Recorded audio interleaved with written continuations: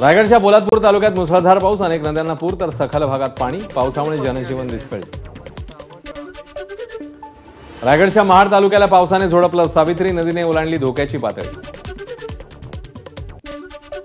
अंबा नदीने ओलांडली धोक्याची पातळी, नागोठणे बाजारपेठ एसटी स्थानकासह कोळीवाडा परिसरात पुराचं पाणी शिरलं, सकाळपासून एसटी सेवा ठप्प, नागरिकांचे हाल। रत्नागिरी जिल्ह्यात पुन्हा एकदा पावसाची हजेरी, पावसाचा जोर वाढण्याची शक्यता, मुसळधार पावसामुळे अनेक ठिकाणी पाणी साचायला सुरुवात। रत्नागिरी जिल्ह्यात पावसाची हजेरी, मंडणगड तालुक्यातील भिंगळोली येथील बस डेपो परिसरात साचलं पाणी, दापोली फाटा समर्थनगर परिसरातल्या घरांमध्ये मोठ्या प्रमाणात पाणी। मुसळधार पावसामुळे रायगडच्या रोहा तालुक्यातील सोनगावला मुसळधार पावसाचा फटका, अनेक घरांमध्ये पावसाचं पाणी, जनजीवन विस्कळीत। स्थानिक प्रशासनाने नागरिकांना सुरक्षित स्थळी हलवलं। रायगडच्या रोह्यामधील धाटाव परिसरात घरात पाणी शिरल्यानं जनजीवन विस्कळीत, शेतातील चिखलाचा ढिगारा पुराच्या पाण्यात वाहून गेल्यानं चिखलाचं साम्राज्य, तर ओढ्यांना आलेल्या पुराचा भात शेतीला फटका। रायगडला मुसळधार पावसाचा इशारा, म्हसळा तालुक्याला पावसाने झोडपलं, ढोरजे गावाला जोडणारा पूल पाण्याखाली गेल्यानं 5 गावांचा संपर्क तुटला। रत्नागिरी जिल्ह्यात पावसाची दमदार बॅटिंग, मुसळधार पावसाने काजळी नदीच्या पाणी पातळीत वाढ, अंजनारी येथे दत्त मंदिर पाण्याखाली, दत्त मंदिर परिसरात 3 ते 4 फूट पाणी। रत्नागिरीतील मुसळधार पावसामुळे खेडमधल्या जगबुडी नदीला पूर, अचानक वाढलेल्या नदीच्या पाण्यात वाहून जाताना पती पत्नी थोडक्यात बचावले। रत्नागिरी जिल्ह्यात मुसळधार पाऊस, बाव नदीचं पाणी पात्राबाहेर, प्रशासनाकडून नदीकाठच्या गावकऱ्यांना सतर्कतेचा इशारा। रायगड किल्ल्यावर जाणारा पायरी मार्ग पावसाळा संपेपर्यंत बंद ठेवण्याचा निर्णय, दरड कोसळण्याची भीती असल्यानं प्रशासनाकडून खबरदारी।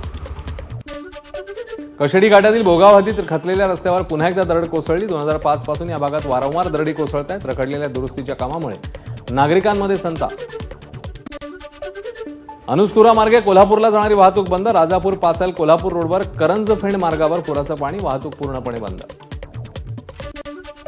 मुंबई गोवा महामार्गावर ओझरखोल इथे दरड कोसळली, काही काळासाठी वाहतूक विस्कळीत। मुंबईत सकाळपासून मुसळधार पावसाची हजेरी, 3 तासात वांद्र्यात 114 मिलीमीटर पाऊस, तर मुंबई विमानतळ परिसरात 89 मिलीमीटर पावसाची नोंद। मुंबईच्या पश्चिम उपनगरात मुसळधार पाऊस, अंधेरी, जोगेश्वरी, गोरेगाव, मालाड, बोरिवलीसह सांताक्रूज परिसरातही तुफान पाऊस, जनजीवन काही प्रमाणात विस्कळीत। नवी मुंबईत संततधार पडणाऱ्या पावसाचा वेग वाढला, पनवेल, वाशी, ऐरोली, सीबीडी, बेलापूर भागात पावसाची हजेरी, सखल भागात पाणी साचण्याची शक्यता। मुंबईत काही ठिकाणी मुसळधार ते अतिमुसळधार पावसाचा अंदाज, ठाणे, रायगड, रत्नागिरीसाठी ऑरेंज अलर्ट जारी, तर पुणे आणि साताऱ्यातल्या घाट परिसरात देखील अतिमुसळधार पावसाचा इशारा। कोल्हापूर जिल्ह्यात पावसाची संततधार, कळंबा तलाव ओव्हरफ्लो, कळंबा तलाव 100% भरला, जिल्ह्यातल्या नद्यांच्या पाणी पातळीत हळूहळू वाढ होण्यास सुरुवात। साताऱ्यातल्या कोयना धरणाचे 6 दरवाजे उघडले, धरणातनं 5000 क्युसेकने पाण्याचा विसर्ग, कोयना आणि कृष्णा नदीकाठच्या गावांना सतर्कतेचा इशारा। सांगलीच्या चांदोली धरणातनं वारणेत विसर्ग वाढवला, 8530 क्युसेकने पाण्याचा विसर्ग, नदीकाठच्या नागरिकांना सतर्कतेचा इशारा। सांगली जिल्ह्यामध्ये पुन्हा पावसाची संततधार, चांदोली धरण परिसरात पावसाचा जोर वाढला, चांदोली धरण परिसरात गेल्या 24 तासात 53 मिलीमीटर पावसाची नोंद। महाबळेश्वर भागात पावसाचा जोर वाढला, वेणा नदीचं पाणी महाबळेश्वर पाचगणी रस्त्यावर, धोकादायक पद्धतीने वाहतूक सुरू।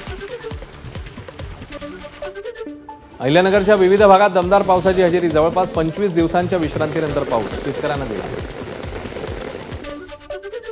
रायगडच्या रोहा तालुक्यातील धामणसई गावात वाड्यामध्ये 7 नागरिक अडकले, SVRSS रेस्क्यू टीमने अडकलेल्या नागरिकांना पुराच्या पाण्यातनं काढलं बाहेर।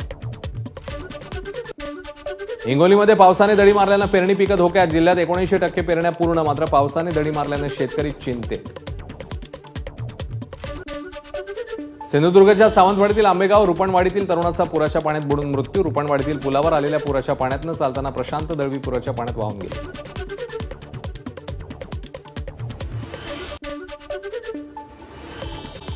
आणि आता राज्यभरातल्या घडामोडींचा वेगवान आढावा, महाराष्ट्र सुपरफास्ट।